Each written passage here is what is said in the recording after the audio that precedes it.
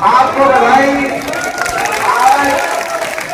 आज ये आपने इतिहास रखने का काम किया, क्योंकि ये तो सारा दिन का प्रोग्राम हो गया। सुबह का प्रोग्राम था, लेकिन सुबह बारिश हो गई तो थोड़ा लेट हुआ। तो हम ये सोचते थे, आप जब चल रहे थे कि पता नहीं कितने लोग मिलेंगे नहीं मिलेंगे, लेकिन इतिहास आपने रचा। इतनी बड़ी संख्या और इतनी बड़े जोश के साथ आप यहाँ पे कांग्रेस पार्टी के लिए पहुंचे, आपको बधाई। और ये जैसे कहा भी आता नहीं, हमारा अभियान चल रहा है हरियाणा मांगे हिसाब। बीजेपी के 10 साल के कुशासन का हिसाब मांग रहे हैं, और इस हरियाणा मांगे हिसाब, ये जो पदयात्रा चल रही है, ये आज 60 हल्के करके आज एक 61 हल्का, 59 हल्का मैं आपके बीच में पहुंचा हूं।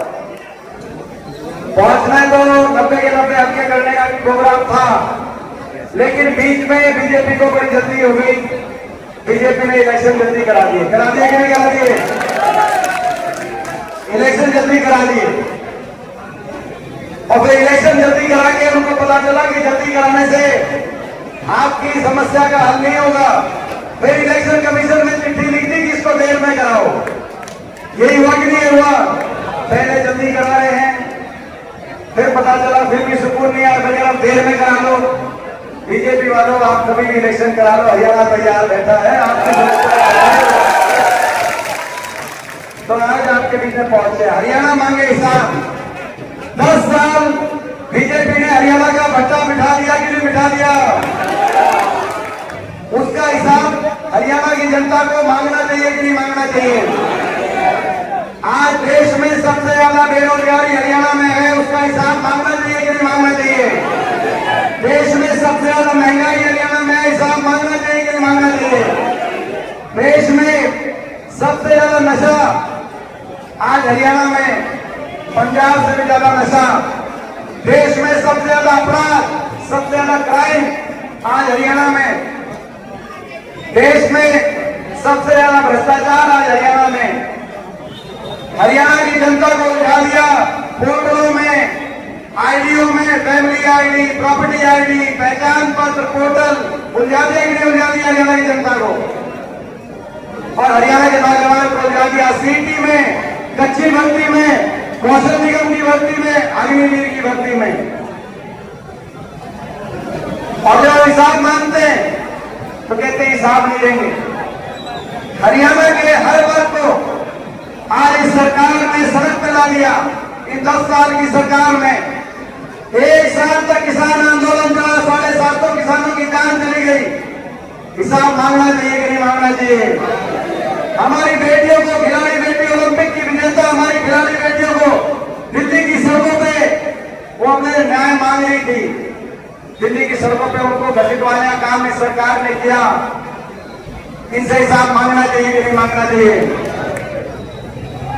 आज ऐसी व्यवस्था हरियाणा में बन गई, हर वर्ग सड़क पे आया और हर वर्ग को इस सरकार की लाठी मिली।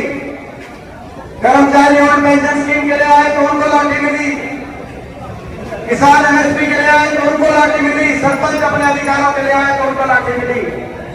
बेटियां इंसाफ के लिए आई, अपने लिए खिलाड़ी बेटियां जिन्होंने देश का नाम रोशन किया, उन बेटियों को सड़कों पर घसीटने का काम इस सरकार ने किया।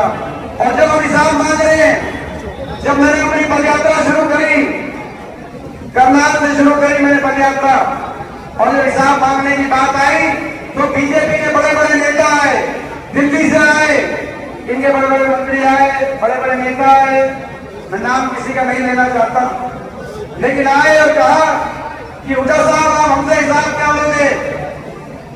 ये बीजेपी है, बीजेपी किसी को हिसाब नहीं लेती, हम तो आपसे हिसाब मांगे।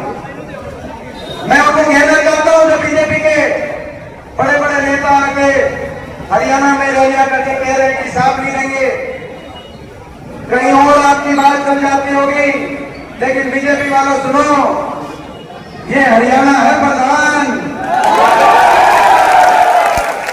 ये हरियाणा है प्रधान, हरियाणा के लिए है।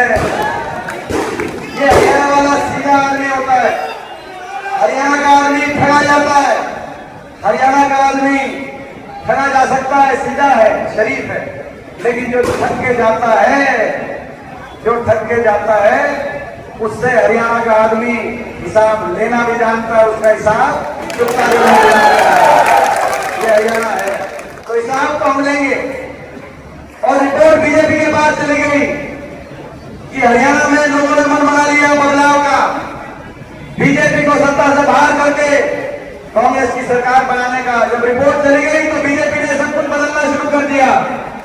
बीजेपी ने सबसे पहले अपने उप मुख्यमंत्री को बदला कि नहीं बदला उप मुख्यमंत्री, वो भी आजकल घूम रहे हैं, कहीं घूम रहे हैं, मैं उनके बारे में क्या कहूं, पहले समझाया था तो समझे नहीं, वो भी घूम रहे हैं इधर उधर। पहले उप मुख्यमंत्री को बदला, फिर अपने प्रदेश अध्यक्ष को बदला, पूरी कैबिनेट को बदली, फिर अपने मुख्यमंत्री का चेहरा भी बदल दिया कि नहीं बदल दिया, सबको बदल दिया। फिर चुनाव की तारीख बदल दी और फिर तारीख बदल के दोबारा से तारीख बदलने की अर्जी दे दी, लेकिन अपना घमंड नहीं बदला, अपना अहंकार नहीं बदला, अपनी तानाशाही नहीं बदली, अपना घमंड बदलते, अपना अहंकार बदलते, मगर अपना घमंड और अहंकार नहीं बदला। अब आप क्या बदलोगे बीजेपी वालों, अब आप क्या बदलोगे? आप अपना बीजेपी वालों, आप अपने चेहरे बदलते रह जाना है। जनता हरियाणा की हम सरकार बदलने का काम करेंगे।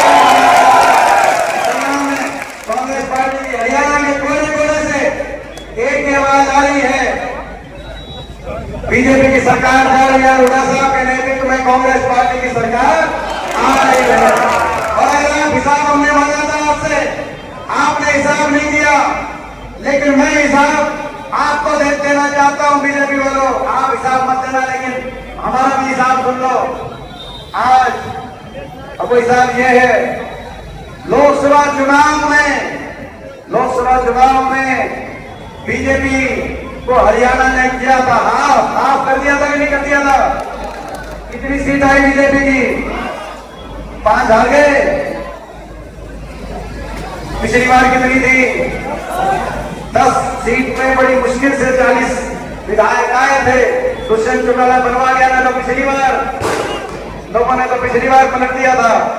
अब 5 आए, बड़ी मुश्किल से बच गए। यहाँ वाली सीट भी बच गई थोड़ी सी।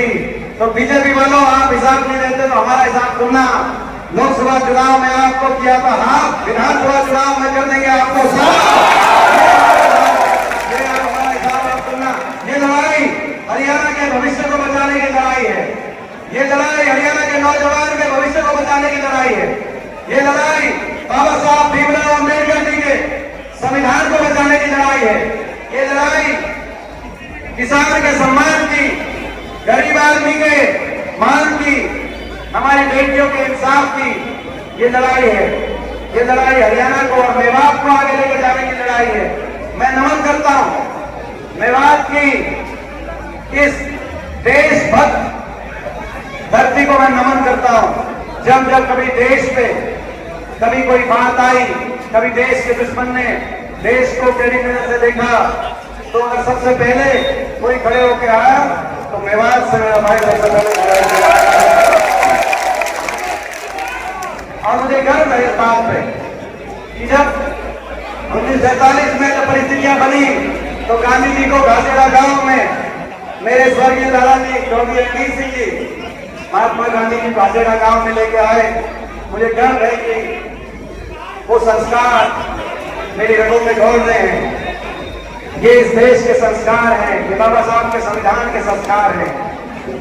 और मेवात के साथ में बड़ी अनदेखी हुई। हरियाणा को विकास की पटरी से तो उतारा ही उतारा, लेकिन मेवात को भी उतारने का काम हुआ। सही कहते हैं आफ्ताब जी, ये लड़ाई हरियाणा को दोबारा से विकास की रास्ते पे आगे लेके जाने की लड़ाई है। और मेवात को भी ये लड़ाई, मेवात में जो 2013 में हमने थी, वो रेल मेवात में लाने की लड़ाई है। लड़ाई मेवात में विश्वविद्यालय लाने की लड़ाई है। ये लड़ाई अपनी सड़क को 4 लेन सड़क अलवर तक बनवाने की लड़ाई है। बाकी सड़कों का क्या हाल है, विकास की अगर देखनी है परिस्थिति तो हम यहाँ पे आओ, सड़कों के हाल देखो क्या बुरे हाल हुए हैं, तो हम चलेंगे। और ये लड़ाई बड़े बुजुर्गों को कितनी पेंशन मिलेगी 1 महीने के बाद, 1 महीने के बाद बड़े बुजुर्गों को कितनी पेंशन मिलेगी? 6,000। और हमारे महंगाई कमर तोड़, महंगाई के लिए कमर तोड़ेंगे और बिजली उपभोक्ता को जरूरतमंद बिजली उपभोक्ता को 300 यूनिट बिजली का राहत दिलवाने का काम करेंगे। तो महंगाई को भी हराने की लड़ाई है। ओल्ड पेंशन स्कीम कर्मचारी को किसान को एमएसपी दिलाने की लड़ाई है। हरियाणा के नौजवान को 2 लाख जो पक्की सरकारी नौकरी उन्होंने खत्म कर दी, तो 2 लाख नौकरियों की पक्की भर्ती दिलवाते हुए हरियाणा के नौजवान को रोजगार के रास्ते पे अच्छे उनके भविष्य को बनाने की लड़ाई है। तो भाई इस लड़ाई में आपसे पूछना चाहता हूँ, आपको याद होगा जब हमारी सरकार बनी तो जितना 10 साल विवाद के लिए कर सके, चाहे वो मेडिकल कॉलेज की बात हो जिसका इन्होंने देख रेख नहीं करी, शहीद अली हसन खां मेडिकल कॉलेज अस्पताल की बात हो, मेवात को जिला बनाने की उस समय बात हो, चाहे मेवात में जो एक बात भी बता रहे थे मुझसे पहले, मैं एक बात भी आपके बीच में कहूंगा, चाहे रेलवे परियोजना की बात हो, चाहे उसमें पूर्णाधीन की बात हो, चाहे स्कूल आरोही स्कूल की बात हो, ITI की बात हो, मेवात में शिक्षा के स्तर को आगे बढ़ाने की बात हो, जो लोग कर सके थे हमने कहा। 10 साल से मेवात विकास की पट्टी से उतर गया। अब मैं आप सबसे पूछना चाहता हूँ, भाई ये इस संघर्ष में, ये संघर्ष 10 साल से इनसे लड़ रहे हैं, 10 साल से बीजेपी से 10,000 मीटर की दौड़ थी, 10,000 मीटर की दौड़, आखिरी 100 मीटर बचे हैं, आखिरी 100 मीटर। आप आगे हो,